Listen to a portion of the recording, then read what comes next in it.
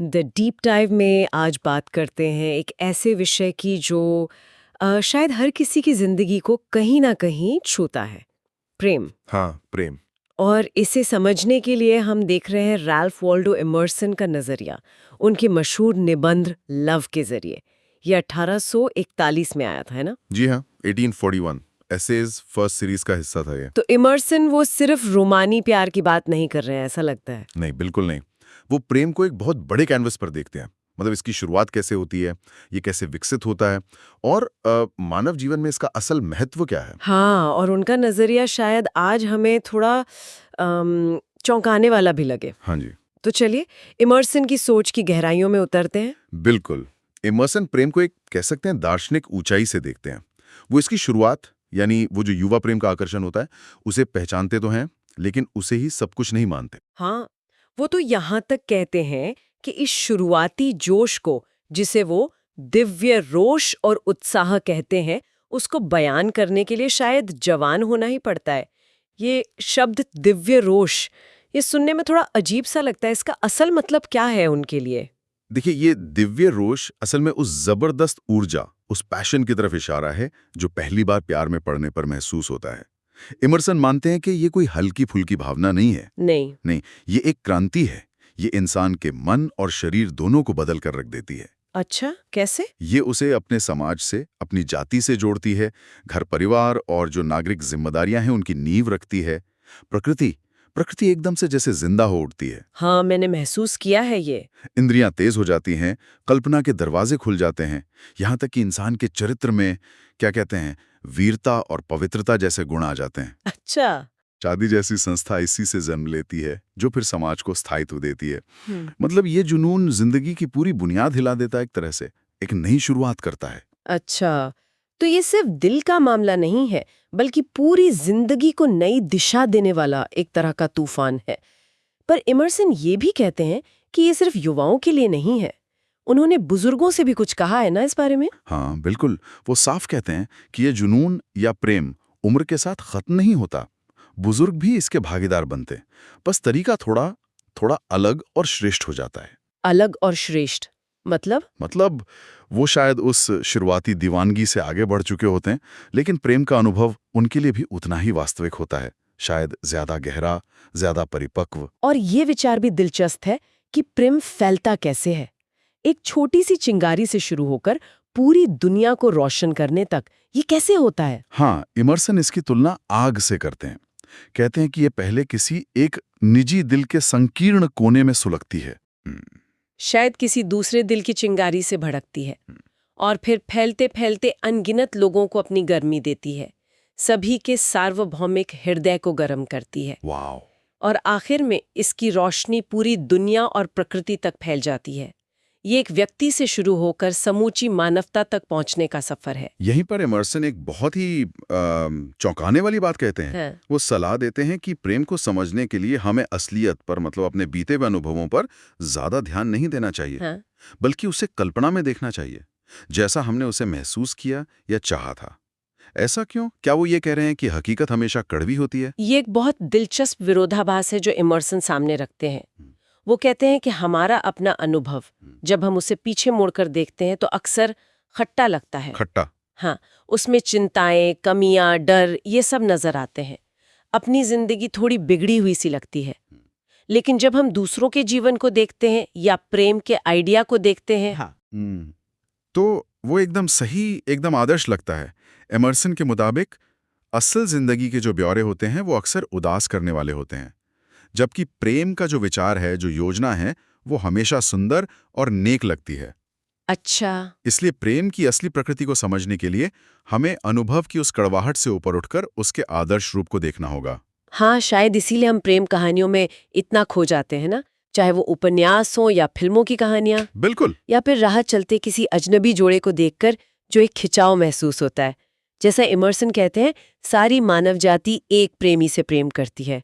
हम सब कहीं ना कहीं उस आदर्श प्रेम की एक झलक देखना चाहते हैं। बिल्कुल। और इमर्सन इसके लिए रोजमर्रा की जिंदगी से उदाहरण उठाते हैं। जैसे वो गांव के उस लड़के का उदाहरण देते हैं जो पहले स्कूल की लड़कियों को चिढ़ाता था। हाँ हाँ। लेकिन जब उसे किसी एक लड़की से खास लगाव होता है तो अचानक उसे वो लड़की बहुत पवित्र, बहुत खास लगने लगती है। उसकी किताबें उठाने में मदद करता है और महसूस करता है कि अब उनके बीच एक सम्मानजनक दूरी आ गई है, एक दूसरे के व्यक्तित्व का आदर पैदा हो जाता है। या फिर वो स्कूल की लड़कियों वाला उदाहरण भी था शायद, जो दुकान पर जाती हैं। हाँ, वो उदाहरण भी इसी शुद्धता को दिखाता है। गांव की दुकान पर रेशम या कागज खरीदने गई लड़कियां उस साधारण से दिखने वाले नेक दिल दुकानदार लड़के से एकदम बेझिझक बराबरी से बातें करती हैं। अच्छा। एमर्सन कहते हैं कि इस बातचीत में कोई दिखावा नहीं होता, बस एक सहज भरोसे वाला रिश्ता बन जाता है। इसमें उस शुरुआती बिना हिसाब किताब वाले प्रेम की मासूमियत झलकती है। और फिर बाद में जब उस लड़के को जीवन साथी चुनना होता है तो उसे पता होता है कि सच्ची और प्यारी साथी कहाँ मिल सकती है। ये बात दिलचस्प है कि इमर्सन खुद मानते हैं कि बुद्धि पर ज्यादा जोर देने की वजह से लोग उन्हें शायद थोड़ा भावनाओं से दूर या ठंडा समझते थे। हाँ, उन्होंने ये लिखा है। लेकिन फिर वो कहते हैं कि अब उन्हें अपने उन पुराने शब्दों पर शर्म आती है, क्योंकि व्यक्ति प्रेम की दुनिया है। मतलब वो ये मान रहे हैं कि सबसे बड़ा दार्शनिक भी प्रेम की ताकत को नजरअंदाज नहीं कर सकता। बिल्कुल। और वो कहते हैं कि युवा प्रेम की वो जो दृष्टि होती है, वो जो अनुभव होता है, उसकी यादें तो बुढ़ापे तक इंसान के साथ रहती हैं, जैसे जैसे फूलों का हार। वाह। स्नेह की ताकत इतनी ज्यादा है कि वो मामूली रोजमर्रा की घटनाओं को भी खास और यादगार बना देती है। ये एक तरह का जादू है जो शायद सच्चाई के गहरे आकर्षण से भी ज्यादा शक्तिशाली है। ये तो बहुत सच बात है। कई बार जिंदगी में पीछे मुड़कर देखें तो लगता है कि कुछ खास पल सिर्फ इसलिए यादगार बन गए क्योंकि उनमें किसी का स्नेह जुड़ा था, भले ही वो घटना अपने आप में बहुत मामूली सी रही हो। सही कहा। वो अनुभव जब कोई खास इंसान सामने हो तो हम पूरी तरह आंख बन जाते हैं, और जब वो चला जाए तो पूरी तरह स्मृति। ये इमर्सन ने कहा है। हाँ, बिल्कुल यही। और वो इसी बात को प्लूटार्क के हवाले से कहते हैं, जैसे कोई चीज आग में मीनाकारी कर दी गई हो। आग में मीनाकारी? हाँ, मतलब ये यादें पानी पर खींची लकीरों की तरह नहीं होती, ये पक्की छप जाती हैं। और ये जुनून सिर्फ यादें नहीं बनाता है, ये तो युवा के लिए पूरी दुनिया को ही बदल देता है। दुनिया कैसे बदल देता है, मतलब किस तरह? इमर्सन कहते हैं कि प्रेमी के लिए सब कुछ जीवंत हो जाता है, हर चीज में मायने नजर आने लगते हैं। प्रकृति जैसे जाग उठती है, पेड़ पर बैठा हर पक्षी अब जैसे उसी के लिए गा रहा है, बादलों में उसे चेहरे नजर आने लगते हैं, जंगल के पेड़ घास फूल सब में जैसे बुद्धि आ गई हो। अच्छा। वो उस प्रेमी को उत्तम पागल कहते हैं जो जंगल में घूमता है, खुद से बातें करता है, पेड़ों और घास से बतियाता है। उसके लिए दुनिया मीठी आवाजों और नजारों का महल बन जाती है।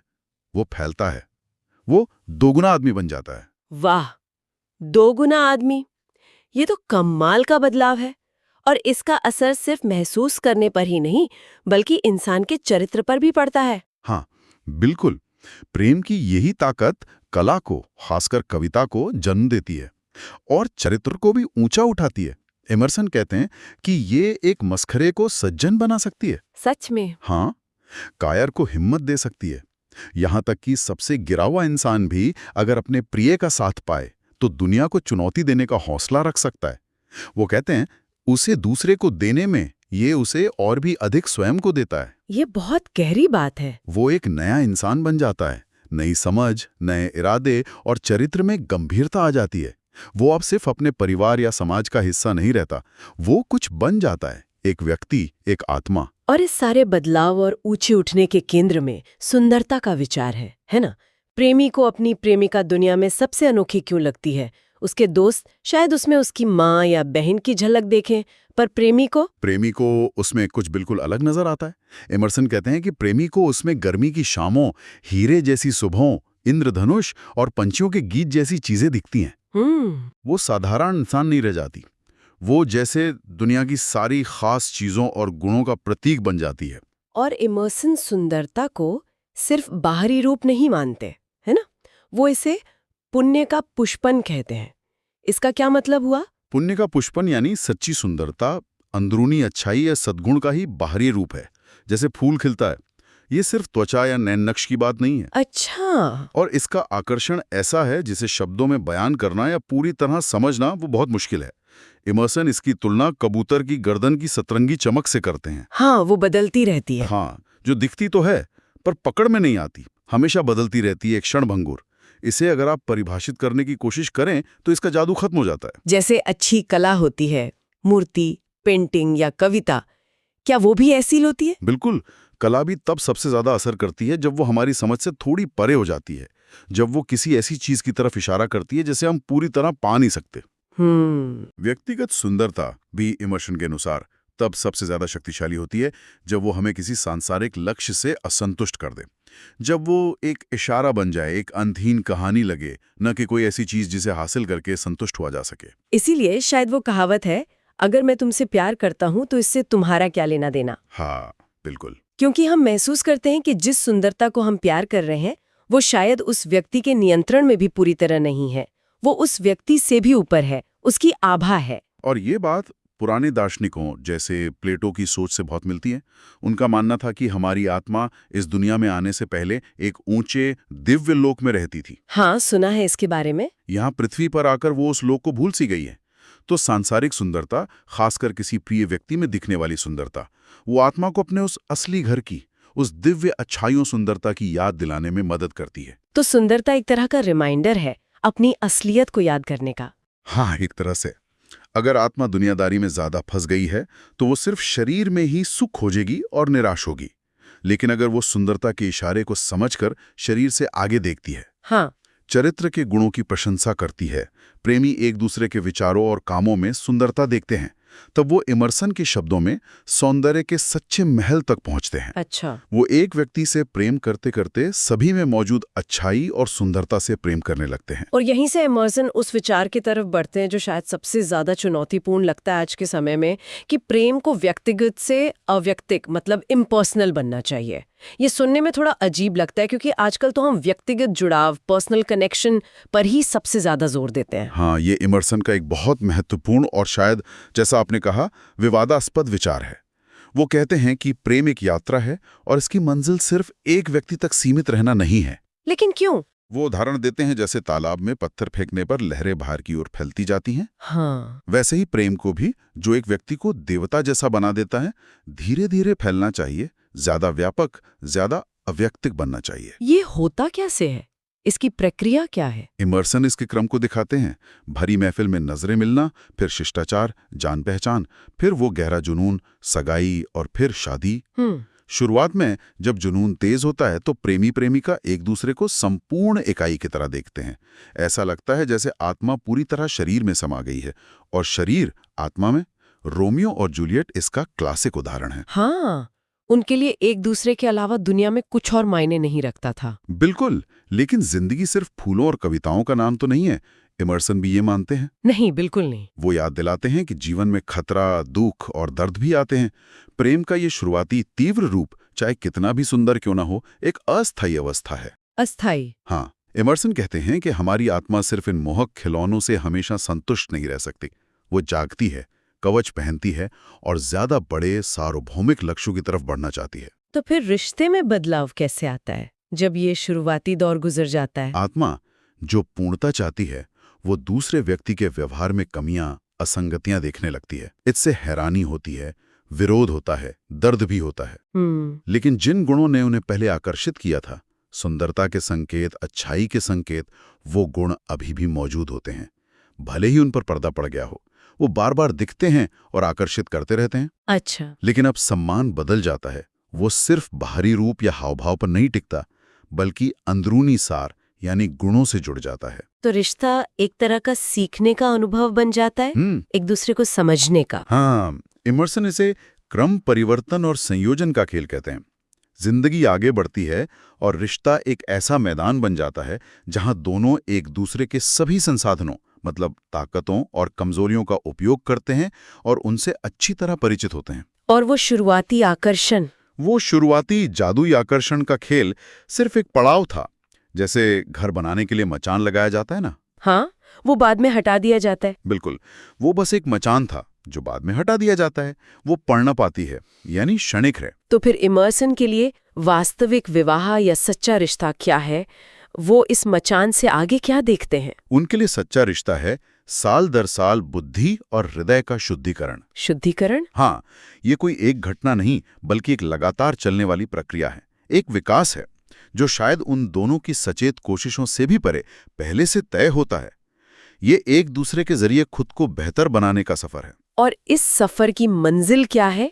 इमर्सन हमें कहाँ ले जाना चाहते हैं आखिर में? वो हमें एक ऐसे प्रेम के प्रशिक्षण की ओर ले जा रहे हैं जो लिंग, व्यक्ति या किसी खास तरफदारी से ऊपर उठ जाता है। अच्छा। एक ऐसा प्रेम जो हर जगह अच्छाई और ज्ञान की तलाश करता है और जिसका अंतिम लक्ष्य ही अच्छाई और ज्ञान को बढ़ाना है। एमर्सन हमें याद दिलाते हैं कि हम स्वभाव से पर्यवेक्षक, ऑब्जर्वर और सीखने वाले हैं।